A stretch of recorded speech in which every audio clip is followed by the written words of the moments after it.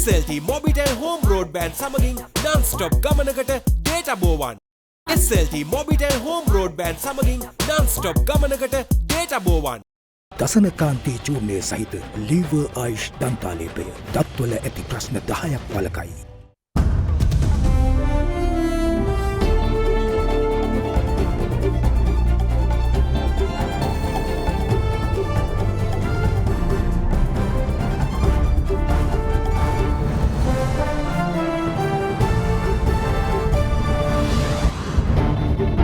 In your headlines tonight, restructuring debt. Sri Lanka to make a presentation to international creditors this Friday, laying out the plans for debt restructuring and an IMF bailout. Solidarity. UN resident coordinator in Sri Lanka appeals to Sri Lanka's friends to show solidarity. Every dollar you donate will help save a life, feed a family, educate a child. It is time to donate now. It is time to join hands in rebuilding Sri Lanka. They are safe. Ukraine's Kharkiv region police confirmed that the 7 Sri Lankans who are said to be rescued from Russians are safe in rehabilitation centers. Ukrainian journalist confirms their status. They were only given food twice a week in very small portions. They had their toenails torn off by using pliers. Other methods of torture were. All this and much more coming up tonight, this Monday, the 19th of September 2022. Vim Deera milliliter CA Smart Pack එක රුපියල් 85ට දැන් වෙළඳ පොලේ. From AdaDerana, this is AdaDerana First at 9. Live from Studio 24 in Colombo.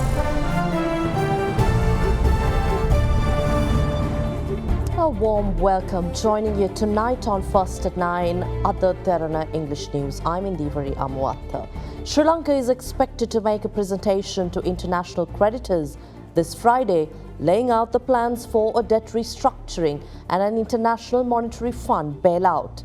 This online session, conducted by Clifford Chance, one of the firms hired by the government to support debt restructuring process, will be open to all external creditors and will be an interactive session in which participants can ask questions.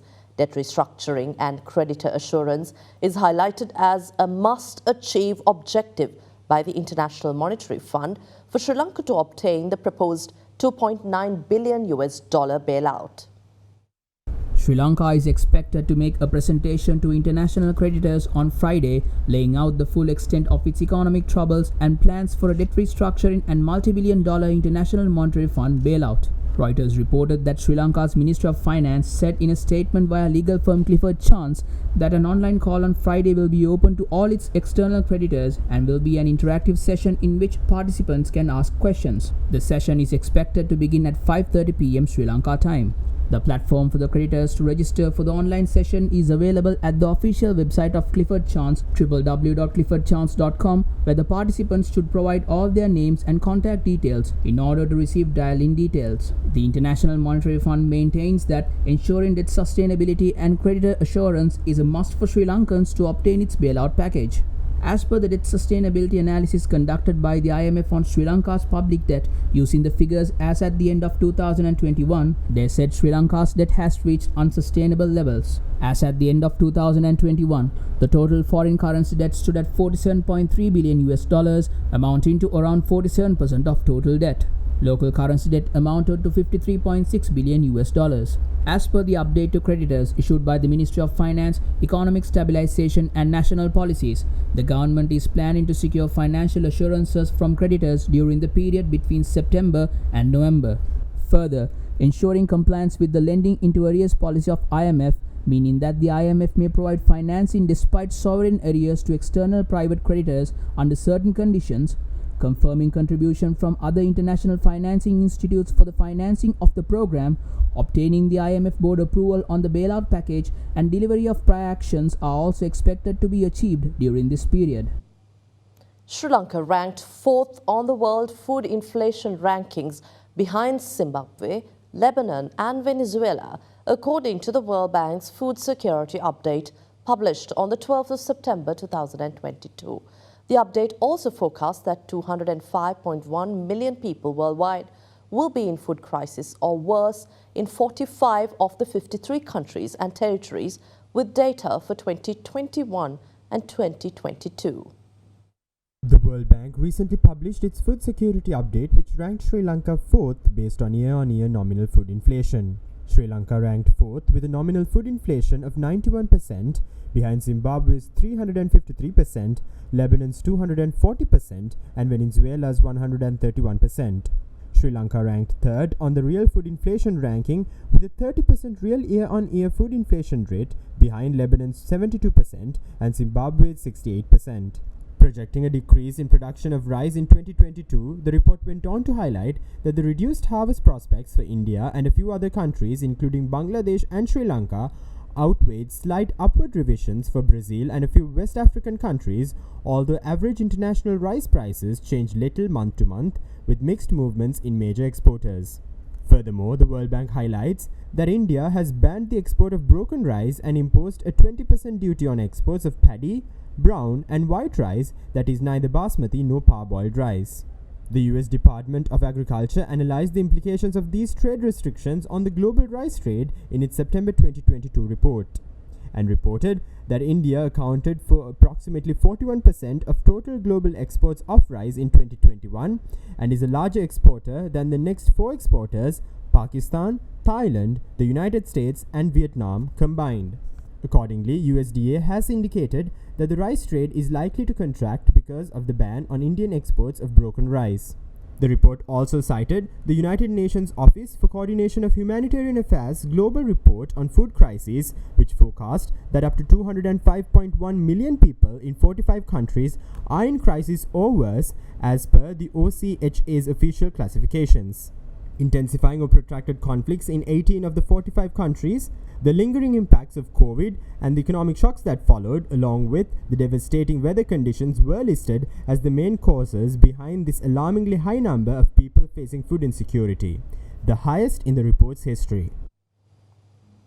UN Resident Coordinator in Sri Lanka, Hannah Singer, appealed to Sri Lanka's friends to show solidarity and donate to provide food security and medical supplies for vulnerable Sri Lankans, saying the country's gains in healthcare, education and poverty alleviation are threatened by the current crisis. In a video statement, she said that the effects of the economic crisis are far-reaching and are impacting food security, health and education in the island nation.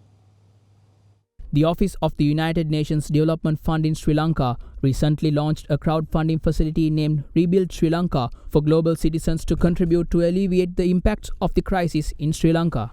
In a statement, the UNDP, quoting the United Nations Office for the Coordination of Humanitarian Affairs, said 5.7 million people in the country are in need of humanitarian assistance. In this backdrop, the United Nations Resident Coordinator in Sri Lanka made a special statement today requesting solidarity to address shortages in food and medical supplies. Between 2014 to 2020, Sri Lanka was declared free of polio, measles, rubella, and the mother-to-child transmission of HIV. And access to education became nearly universal.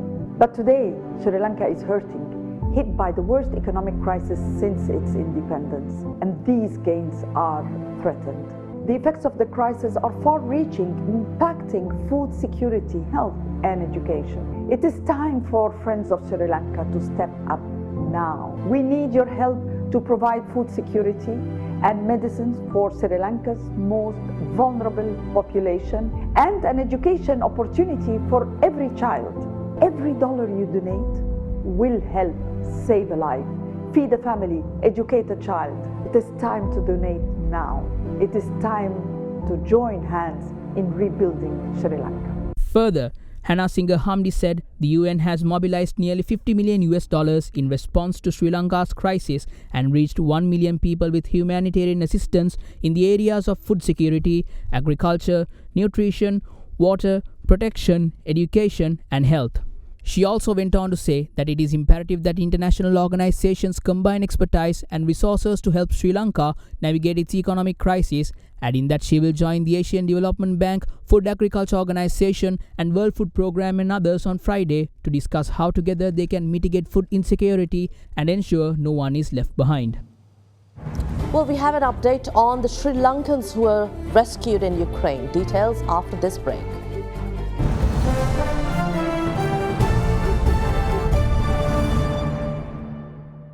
අයිනෝ පුතා හැබැයියා ගෙදර නිදියන්නෙම අමූතු තැනක. කාලගුණය කොහොමුණත් Rhino නං වහලට safe තමයි මුළු ගෙදරම. Rhino Cement Roofing Sheets. Then you know Rhino. I know. Big 3. Uber Eats මගින් ඉදිරිපත් කරන ආදරයෙන් අවශ්‍යතා ඇති අයට අත්‍යවශ්‍ය භාණ්ඩ පරිත්‍යාග කිරීමට වේදිකාවක්.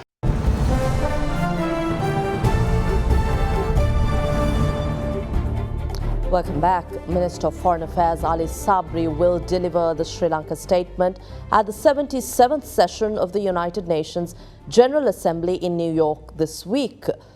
During his visit to the UNGA, he will address several ministerial level meetings.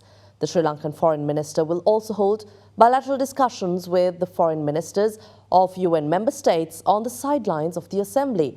Minister Ali Sabri, the permanent representative of Sri Lanka to the UN, Mohan Peiris, and senior officials of the Ministry of Foreign Affairs and officials of the permanent mission of Sri Lanka in New York will represent Sri Lanka at the UN delegation.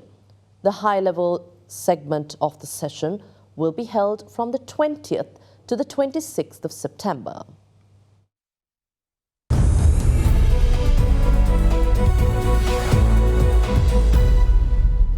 Taking you to markets, the Colombo Bourse continued its sideways momentum another day. A sizable selling pressure was witnessed on index heavyweights, with investors taking out profits from appreciated shares. As investors displayed mixed sentiment, the main index skipped by over 80 points in the beginning, yet failed to sustain the momentum, hovering around 10,000 level and closed the day at 10,025, losing 36 points. Meanwhile, parts of the lost momentum was regained towards midday by price increases in LIOC and Haley's. A sizable collection was witnessed on LIOC as the government approved to build a refinery in Trincomalee. Turnover dropped to 3.3 billion rupees due to slowdown in investor activity. Capital goods and energy sectors jointly contributed 46% to market turnover. Now, shares slipped in Asia earlier today and the dollar firmed as investors braced for a packed week of central bank meetings that are certain to see borrowing costs rise across the globe, with some risk of unprecedented rate hikes in the United States. Most of the bank's meetings this week, from Switzerland to South Africa, are expected to hike rates, with markets split on whether the Bank of England will go by 50 or 75 basis points. With the US Federal Reserve set for a historic meeting on Wednesday, markets are already fully priced for a rise in interest rates of 75 basis points, with futures showing a 20% chance of a full percentage point. They also show a real chance rates could hit 4.5% as the Fed is forced to tip the economy into recession to subdue inflation. Experts expect that the rate hike could be high enough to generate a tightening in financial conditions that could impose a drag on activities sufficient to maintain a solidly below potential growth trajectory. The risk of a hawkish dot plot forecast by the Fed members saw two-year Treasury yields surge 30 basis points last week alone to reach the highest since 2007 at 3.92%, making stocks look more expensive in comparison and dragging the S&P 500 down almost 5% for the week. Holidays in Japan and the UK today made for a slow start, and the S&P 500 futures dipped 0.2%, while Nasdaq futures fell 0.5%. Eurostock 50 futures added 0.2%, while FTSE futures were closed. MSCI's broadest index of Asia-Pacific shares outside Japan is 0.5%, after losing almost 3% last week. Japan's Nikkei was shut, but futures implied an index of 27,360 compared to Friday's close of 27,567. China's central bank went on its own way and cut the repo rate by 10 basis points to support its ailing economy, leaving blue chips, the CSI 300, up 0.1%. Most of the central banks from Switzerland to South Africa are expected to hike rates this week, with markets split on whether the Bank of England will go up by 50 or 75 basis points. Analysts predict that despite the sterling hitting a fresh multi-decade low against the dollar this week, the relative strength of the US economy suggests that the pound will remain under pressure. Sterling was stuck at 1.1396 US dollars, having hit a 37-year trough of 1.1351 US dollars last week. The dollar edged up to 143.25 yen, having backed away from the recent 24-year peak of 144.99 in face of increasing strident intervention warnings from Japanese policymakers. The euro was holding at 0.9991 US dollars, having edged just a little away from its recent low of 0.9865 dollars, thanks to increasingly hawkish comments from the European Central Bank. Against a basket of currencies, the dollar was up 0.3% at 109.88, not far from a two-decade high of 110.79 touched earlier this month.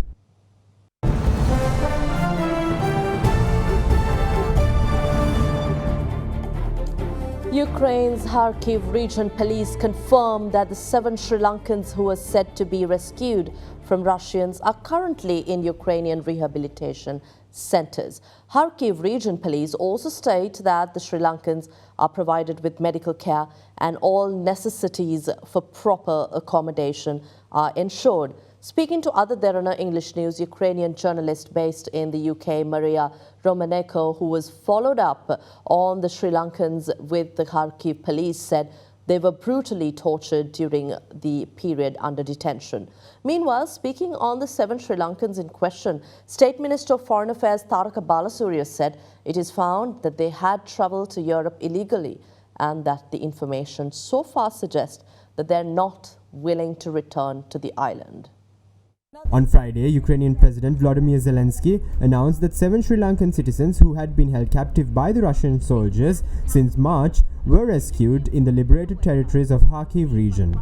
Following the Ukrainian president's statement, the Minister of Foreign Affairs requested the Ukrainian government to ascertain the veracity of the news item with regard to the rescue of 7 Sri Lankans from Kupiansk Medical College in the Kharkiv region.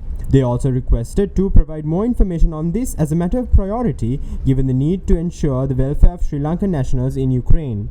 However, yesterday, police of the Kharkiv region in Ukraine, via Facebook post, said the 7 Sri Lankans aged between 20 to 40 are in one of the rehabilitation centers and are provided with medical care, and all the conditions for proper residence are ensured.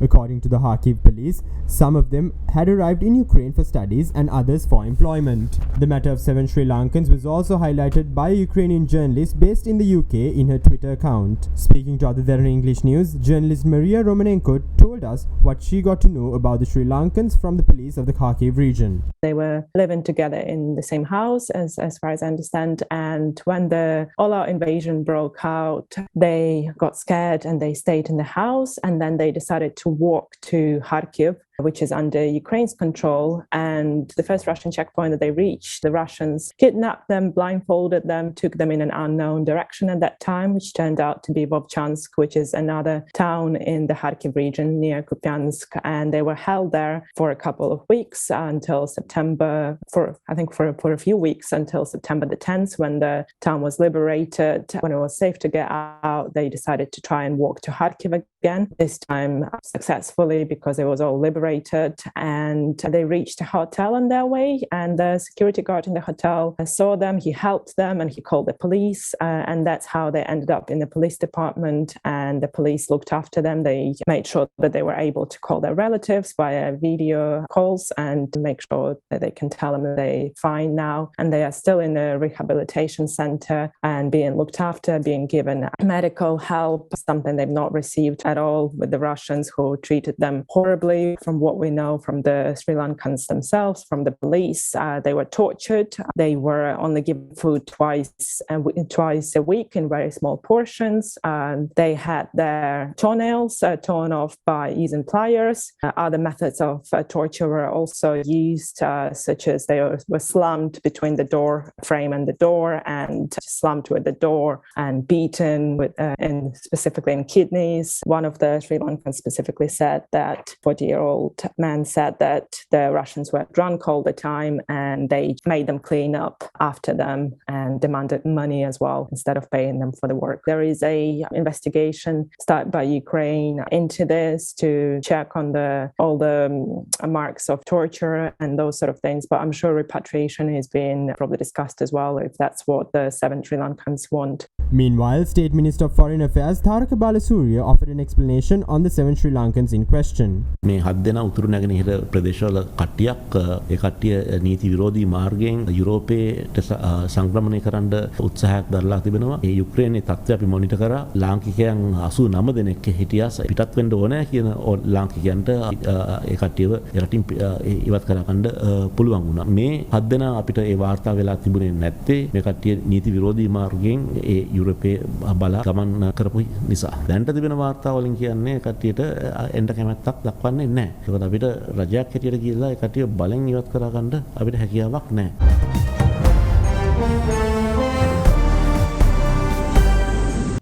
And Hurricane Fiona, with winds reached up to 86 miles per hour, has knocked out all electricity on the U.S. island of Puerto Rico. According to a U.S. government agency, Hurricane Fiona has left most of Puerto Rico without power on Sunday, causing catastrophic flooding and landslides on the island before moving towards the Dominican Republic. Reuters reported the storm hitting Puerto Rico 5 years after Hurricane Maria devastated the island, ripped up roads, swept away a major road bridge, closed airports, swamped cars, and dumped rain in such quantities that some rivers were rising 20 feet in just hours. According to officials, the power and electricity outages had begun to restore on Sunday night, but reconnections would take time.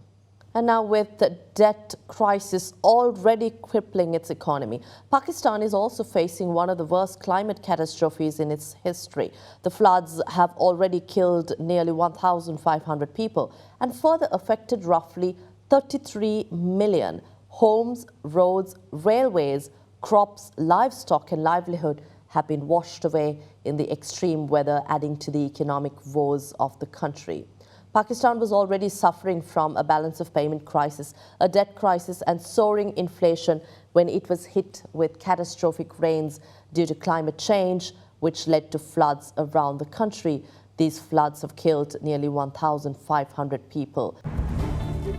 That wraps up tonight's edition of First at 9. Thank you for watching.